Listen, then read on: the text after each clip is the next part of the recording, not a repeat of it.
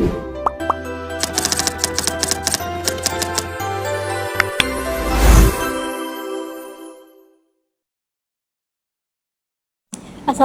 warahmatullahi wabarakatuh. Perkenalkan, nama saya Oriza Setiva. Di sini saya akan menyampaikan laporan hasil analisis saya terhadap keputusan Direktur Jenderal Pendidikan Islam nomor 9941 tahun 2025 tentang capaian pembelajaran mata pelajaran PAI dan bahasa Arab pada madrasah.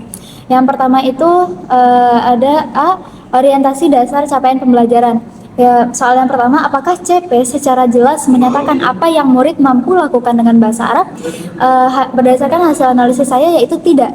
Karena dalam CP yang tertera pada lampiran 3 itu masih menggunakan kata-kata yang seperti mengidentifikasi, mengenali, menganalisis, dan lain sebagainya, yang mana pilihan kata tersebut belum mencerminkan terkait dengan apa yang murid mampu lakukan dengan bahasa Arab, sehingga tidak menggambarkan bentuk tindakan nyata yang mampu dilakukan oleh murid dengan bahasa Arab.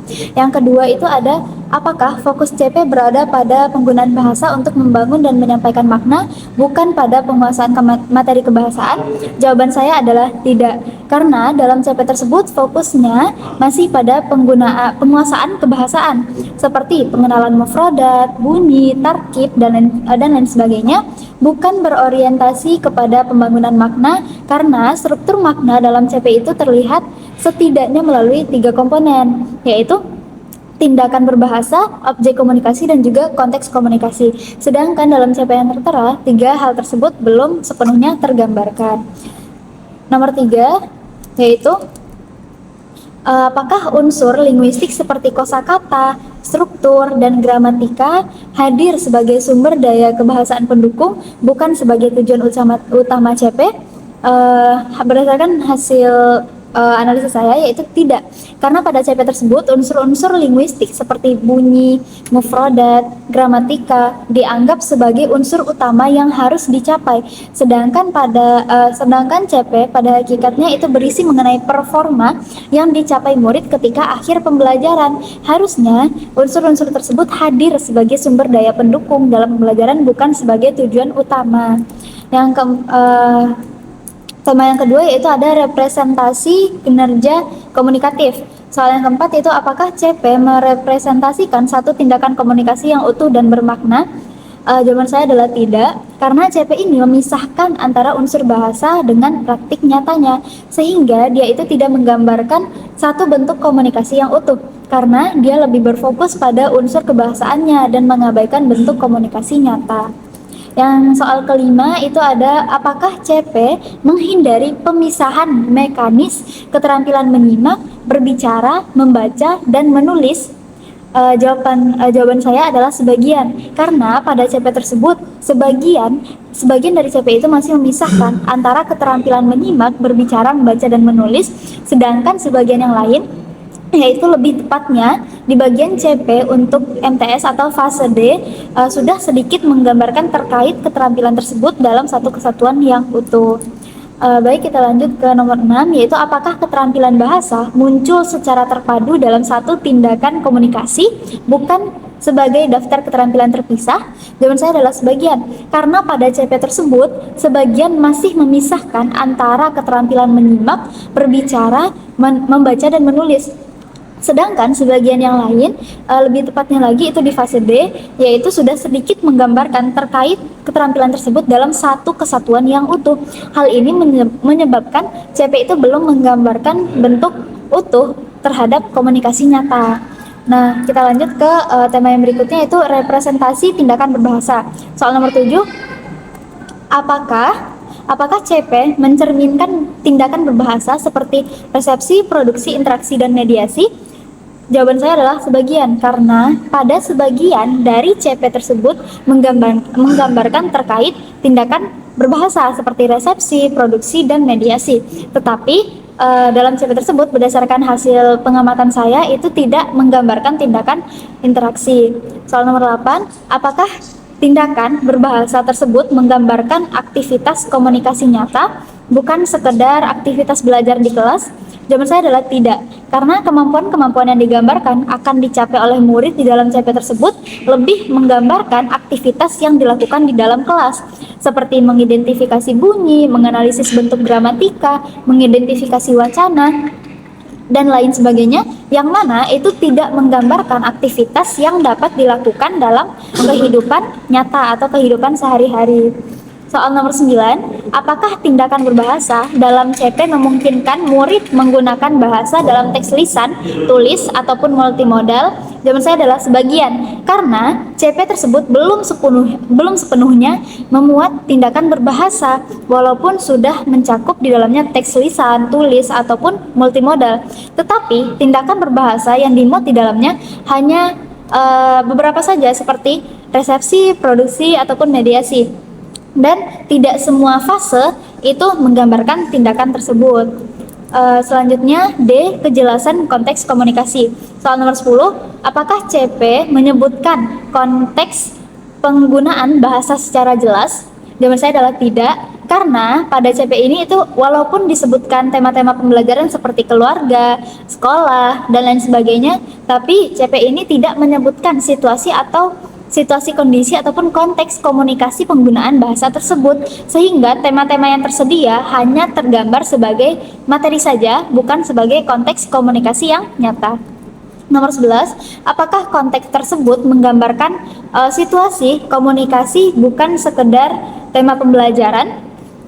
Berdasarkan hasil analisis saya yaitu tidak, karena CP-CP tersebut menggunakan tema-tema seperti sekolah, rumah, keluarga, domir, dan lain sebagainya, yang mana dia itu hanya tergambar sebagai materi semata, tidak menjelaskan secara eksplisit mengenai konteks komunikasi nyatanya. Yang 12 yaitu apakah konteks tersebut membantu menentukan fungsi, komunikasi, dan ragam bahasa yang digunakan? Tentu saja tidak, karena CP itu tidak berorientasi kepada konteks komunikasi nyata, melainkan materi-materi yang ada di dalamnya hanya sebagai tema-tema saja, sebagai materi pembelajaran, bukan sebagai konteks komunikasi nyata. Selanjutnya E, keterukuran dan aksesabilitas. Nomor 13, apakah CP dapat diobservasi melalui performa nyata murid? Yaitu sebagian, karena mayoritas rumusan CP menunjukkan performa yang dapat diukur untuk melihat keberhasilan CP. Tetapi, sebagian dari rumusan CP tersebut juga masih banyak menggunakan pilihan kata yang umum dan abstrak, sehingga tidak dapat terukur CP tersebut berhasil atau tidak, seperti pemilihan kata memahami, menguasai, dan lainnya yang bukan merupakan kata kerja operasional. Nah, selanjutnya ada nomor 14, apakah bentuk tugas asesmen performatif dapat dibayangkan dari rumusan CP? Jawaban saya adalah tidak, karena sulit membayangkan asesmen performatif atau unjuk kerja jika hanya dari rumusan seperti menganalisis mufradat atau gramatika dan lain sebagainya. Itu rumusan tersebut lebih mengarah kepada tes sumatif, yaitu tes tulis tentang pengetahuan bahasa. Nomor 15, apakah CP menghindari rumusan yang terlalu abstrak sehingga sulit diakses secara langsung? Jawaban saya adalah tidak, karena rumusan CP yang tertera di lampiran 3 itu masih menggunakan pilihan kata yang abstrak, seperti tadi sudah saya sebutkan, yaitu memahami, menganalisis, mengidentifikasi, sehingga CP tersebut sulit untuk diakses secara langsung dan diukur secara nyata. Selanjutnya, ketepatan kata kerja operasional. F, ketepatan kata kerja operasional. Nomor 16, apakah CP menggunakan kata kerja yang menunjukkan tindakan komunikasi yang dapat diamati? Jawaban saya adalah sebagian, karena ada beberapa kata kerja yang menunjukkan adanya indikasi komunikasi nyata, seperti merepresentasikan, merefleksikan gagasan, dan lain sebagainya. Tetapi itu hanya sebagian kecil saja, sedangkan sebagian besar dari CP tersebut menggunakan kata-kata yang tidak menggambarkan tindakan nyata, seperti kata memahami, mengenali, dan masih banyak lagi. Nomor 17, apakah CP menghindari dominasi kata kerja kognitif internal yang tidak menunjukkan performa bahasa? Jawaban saya adalah tidak, karena CP ini didominasi dengan penggunaan kata kerja kognitif internal seperti memahami, menganalisis, dan juga mengaplikasikan. Lanjut, G. Progresi kemampuan antar fase, yaitu nomor 18. Apakah CP mencerminkan perkembangan kualitas performa berbahasa dari fase ke fase? Jawaban saya adalah tidak. Karena apa? Karena progres dari fase ke fase dalam CP ini lebih tergambarkan dari penambahan daftar materi, bukan dari peningkatan kualitas dan kemandirian komunikasi gitu. Jadi CP ini tidak mencerminkan perkembangan kualitas performa berbahasa dari fase ke fase. Terus nomor 19, apakah progresi ditunjukkan melalui peningkatan kemandirian, keluasan berbahasa, dan kontrol makna? Jawaban saya adalah tidak. Karena setiap peningkatan fase itu hanya ditandai dengan peningkatan dan penambahan materi saja, tidak menggambarkan keluasan berbahasa, seperti berkomunikasi dalam kehidupan sehari-hari atau yang lainnya. Nomor 20, apakah progresi tidak hanya ditentukan oleh penambahan materi linguistik semata? Jawaban saya adalah tidak. Karena apa? Karena progres pada yang tertera atau yang tergambar dalam CP ini itu lebih berfokus kepada penambahan materi saja seperti yang sudah saya ungkapkan sebelumnya, sehingga pada CP ini itu tidak tergambar di dalamnya baik itu peningkatan kualitas ataupun peningkatan kemandirian murid dalam berbahasa. Selanjutnya ada posisi murid sebagai pelaku bahasa. Yang H itu posisi murid sebagai pelaku bahasa. Nomor 21, apakah CP menempatkan murid sebagai subjek aktif penggunaan bahasa? Jawaban saya berdasarkan analisis saya adalah sebagian, karena murid sudah diposisikan sebagai subjek karena sudah menyimpulkan, merefleksikan, dan menyampaikan kembali apa yang dia pahami. Tapi hal-hal tersebut belum terintegrasi secara organik dalam kegiatan bahasa secara natural.